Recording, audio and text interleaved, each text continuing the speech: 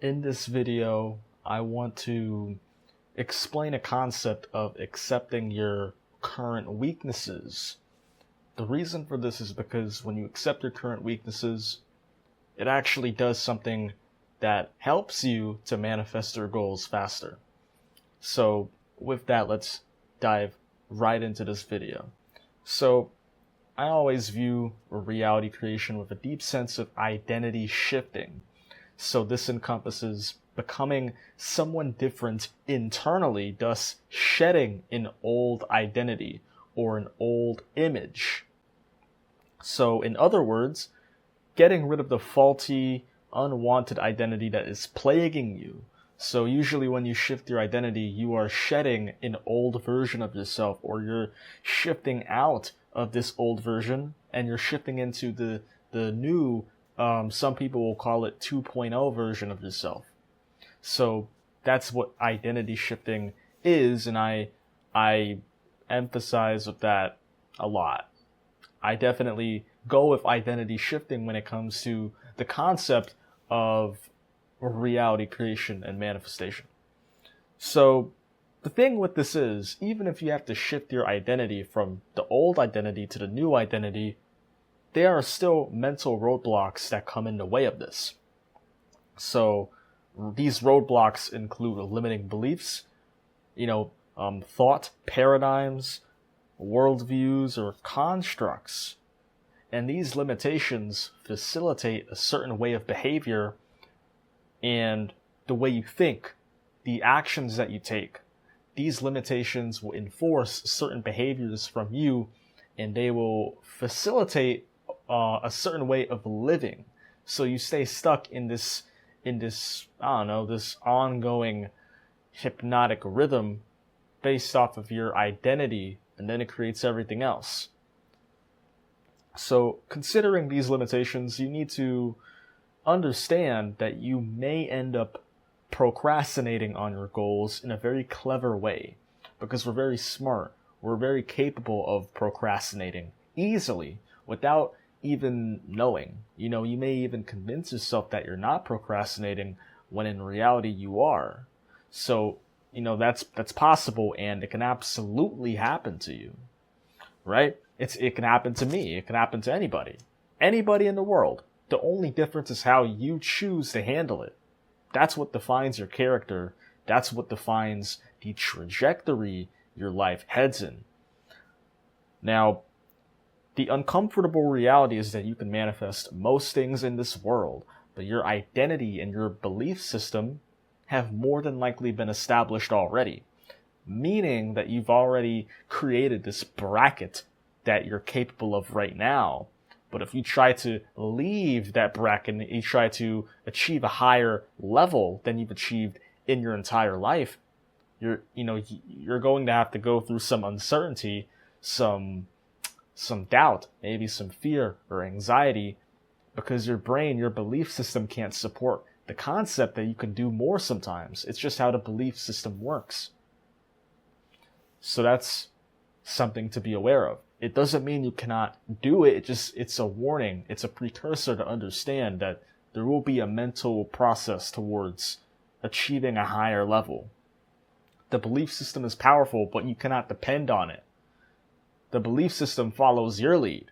You don't follow the belief system, but most people follow the belief system. But as a reality creator, I place a lot of emphasis on taking action, not being dependent on belief. So when you do achieve a result at some point in time, your belief system goes, oh, I did that. I actually did that. I didn't think that was possible. My bad. I'm mistaken. I did that. I will assign this as a new belief of mine. So your belief system follows your lead, not the opposite. That is the truth. Now, identity-based limitations are very powerful. And I know I've emphasized that, but the thing is, more often than not, people don't really understand how important your identity really is and how powerful the limitations of it can be. It's important to understand just how powerful it is because it dictates everything. It dictates your belief system, your thought patterns, your actions. And don't these three things encompass the results that you gain in your life? Don't they at least encompass the direction that you choose to move towards? It does. So it's very powerful. And as I said before, it leads to procrastination if your identity does not work in your favor. If it is an inconstructive identity, if it's not a beneficial identity, then it will lead you to negative circumstances. So therefore, it's essentially self-sabotage. And self-sabotage occurs beneath the surface. You can imagine a doll. Our body is akin to a doll, and our identity is like the program that embodies the strings. So whatever that program is, the program is controlling our body, like how those dolls with strings attached to the limbs, the strings will control the doll in a particular way. The programming controls the doll in that specified way, depending on what that identity comprises of. So if your identity is generally constructive, like it's that of success, I am a successful X, Y, and Z, then this doll will be controlled in such a way that you'll become successful. And vice versa when it comes to being unsuccessful. So that's one way that you could perceive it to be. And just understanding this is just very vital. I had to address that. Now, it takes a long time to understand the things going on with you and how to fix it, ordinarily speaking, because you're not necessarily bound to your identity, but your identity, it does enforce a certain paradigm or a certain level or bracket that you live life in. And so whenever you're trying to achieve a goal and you're taking action and you're applying yourself and you're being consistent, the thing is, you might have limiting beliefs and you might not even be aware of it. You could be procrastinating and you simply wouldn't be aware of what is going on. You might be taking action and you think you're contributing to something, but who knows? You might be cleverly procrastinating and staying busy but not doing the right things in the first place. This is all very possible.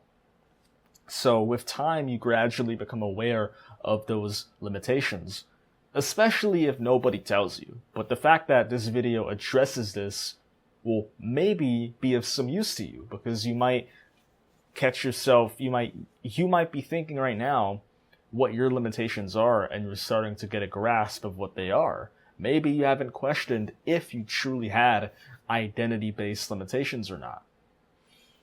So, for me personally, I would take action, but I wouldn't take the right actions. I was being busy but not productive towards my goals. Because of, the time that I spent becoming aware of my identity and my limitations, I have realized that trying to change those limitations is futile. Trying to change those weaknesses, as I said in the beginning of the video, it's futile, because changing your identity, even though it's a must, you can't really force an identity change. And I understand, because a lot of people, they try to change this identity. And the reality is that it's just so ingrained. It's so powerful. Remember the doll and string example? It's very similar to that. You do things, you just can't stop doing certain things. You can't stop even though you know it's wrong. You can't stop believing in certain things even though you know it's wrong. You still do it. So therefore, the most reasonable approach is simply to not try and control it, because that's a losing battle. You don't have any leverage in that sort of battle.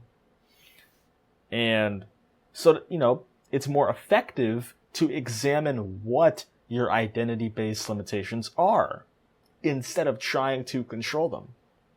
So for some, it is insecurity. For some, it is having a low self-esteem. Or it could simply be limiting beliefs that enable you not to take action towards something. It could be anything, but the point is, it's a limitation. right? And it pertains to your identity, your self-image, or some people will describe it as your self-concept. But I believe the term identity best depicts what we're talking about here. The power behind knowing your weaknesses is immense because usually it feels like an invisible mental force. You feel like something is controlling you and you're not aware of what it is. You keep doing certain things, thinking certain things, feeling certain things that you feel as though you don't consent to that, but it still happens.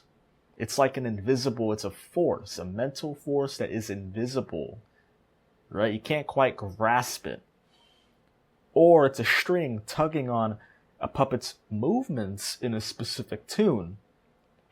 But once you become aware of why the puppet is moving in this tune, you will strangely enough gain your power back.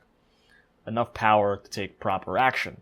So what I mean by this is that you, by having awareness of what your identity-based limitations are, gain leverage. Because usually to fix a problem or to achieve a goal, I would say at least 50% of the battle is becoming aware of what you want and who you need to become, and etc. It's having awareness of the matter. So if you're trying to achieve a goal and you have these limitations, you need to be aware that you have limitations. And then you have to identify, at least on a general level, what those limitations are. And when you identify those limitations, you're aware of it. For instance, my body is like a puppet, and my identity is moving the puppet in whichever way it wants to do so.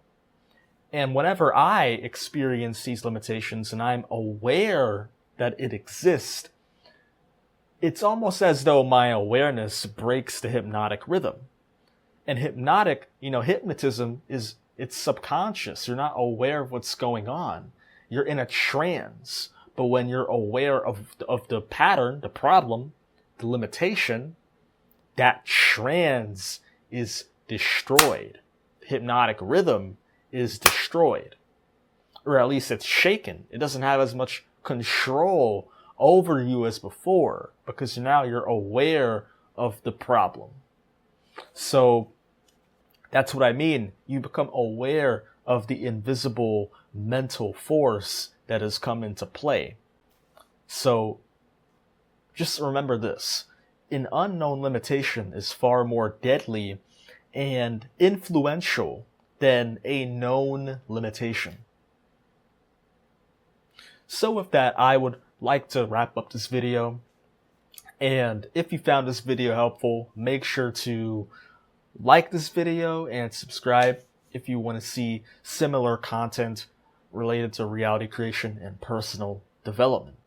And of course, comment if you have any content ideas. I may or may not make a video on it. And if you want to work with me one-on-one, and we will discuss your current situation and your identity-based limitations that are getting in the way of you experiencing the results that you want in whichever endeavors that you are in right now. Your finances, your relationships, your fitness, your emotional well-being, whatever that may be, we're going to dive into what is going on inside your brain that is keeping you stuck.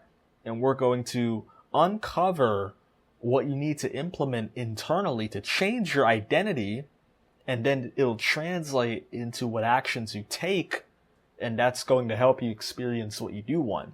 That is a synopsis. That's what it's all about. But it's a journey. It's an experience. But becoming aware of the problem and the solution, primarily it being internal and it correlating to your self-image and your identity, it's very vital. So if you're interested, go down there in the description and click the link at the very top to schedule your free call with me. So with that, I hope you found this video helpful. And to wrap this up completely, just remember this. Just remember, an unknown limitation is far more deadly and influential than a known limitation. When you become aware of the limitation, you gain leverage, and you gain enough leverage to take action, because now you've, becoming aware allows you to free yourself from unconscious cycles. But you can't just become aware of it and not take action. You still have to take action. You still have to trust the process and give it a chance. That's how you cross that mental gap. When you get the result, your mind buys into it. Now your mind is on board, and now you believe what you're doing. That's when things get a lot easier.